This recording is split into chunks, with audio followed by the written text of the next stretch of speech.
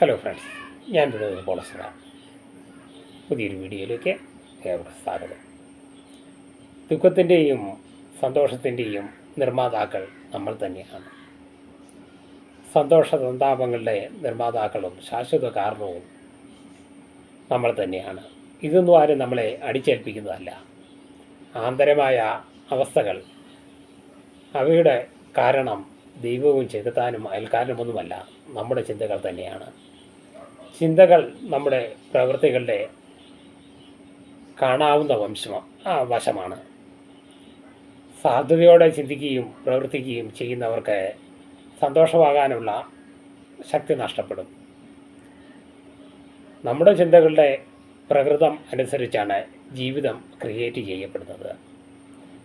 മനസ്സിലെ നന്മകളാണ് ജീവിതത്തിലെ നല്ല പ്രവൃത്തികളുടെ നാന്ദി കുറിക്കുന്നത്.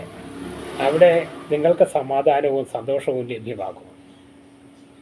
സന്തോഷങ്ങൾ ചിലരുടെ ജീവിതത്തിൽ ഒരു വിരുന്നുകാരനെ പോലെ മാത്രമാണെന്ന് അവർ പറയാറുണ്ട്.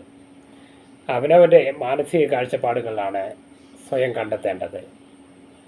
അവനവൻ സ്വയമാണ് സന്തോഷങ്ങളും സങ്കടങ്ങളും ഒക്കെ വരുത്തി വയ്ക്കുക. അവരവരുടെ സന്തോഷം അവരവർ സ്വയം കണ്ടെത്തുക. അടുത്തൊരു വീഡിയോയിൽ കാണും വരെ ഗുഡ് ബൈ.